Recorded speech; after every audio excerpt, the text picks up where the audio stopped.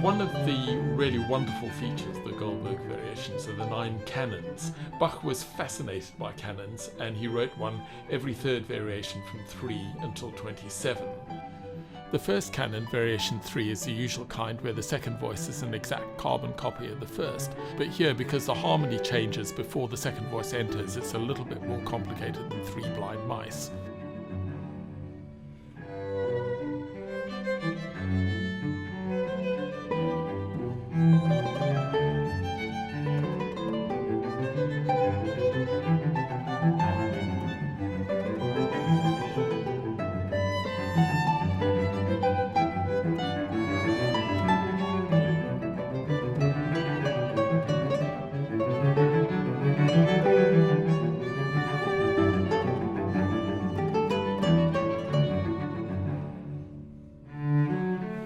In the second canon, Variation 6, Bach moves the second voice up 1 step by the interval of a second.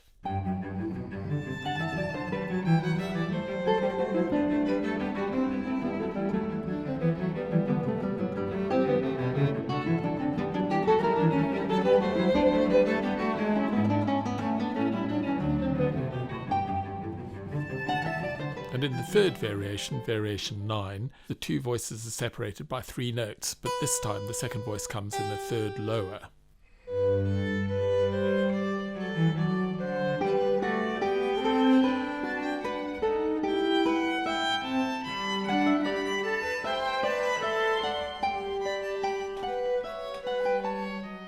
Now, in the 4th and 5th variations, it starts to get a little tricky. If you have 2 voices moving in parallel at the interval of a 5th, it really doesn't sound good.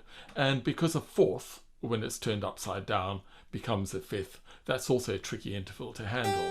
Bach gets around this in rather an ingenious way.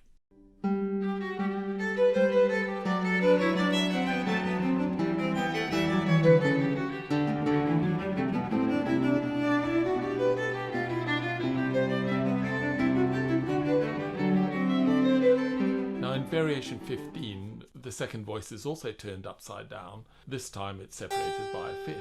But now, instead of trying to make the 2 voices fit together nicely, Bach is seeing how much tension we can stand. The separation created when the 2 lines pull away from each other, or the collisions when they come together, make the harmonies really grind. A less confident composer might have tried to round off some of those edges, but Bach just allows the inevitable progression to play out.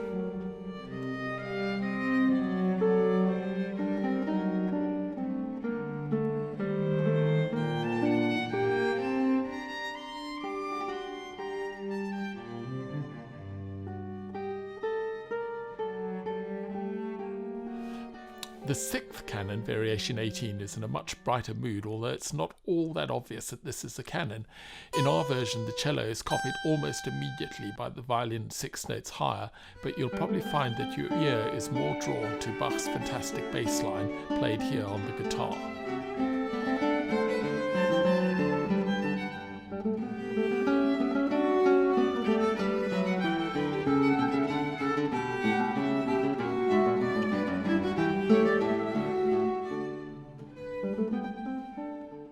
And you don't need me to tell you that in Variation 21, the 7th canon, there are 7 notes between the voices.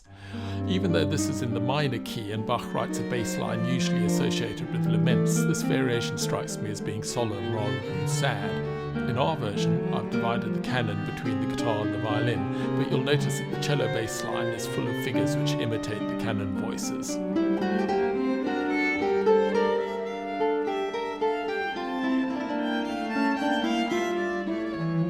Variation 24 is the 8th canon, where the 2 voices are of course an octave apart. This is a gentle jig with the violin leading the guitar.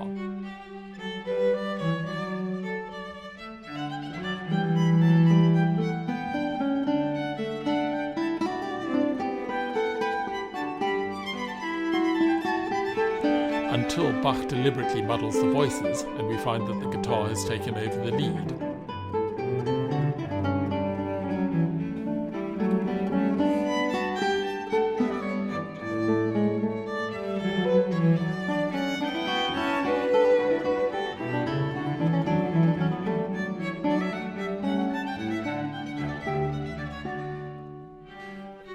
The ninth canon, Variation 27, is the only one where there's no bass line, so in a way it's the purest canon.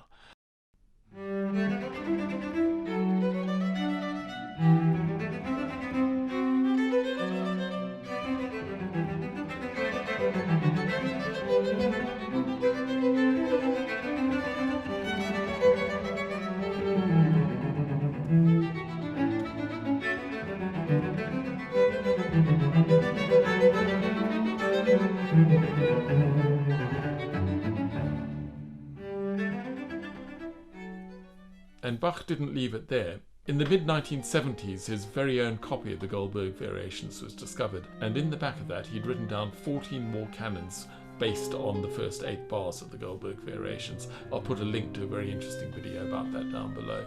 But anyway, thank you very much for watching. Hope you've enjoyed this, and here's some of my favourite Bach, the rest of Variation 15.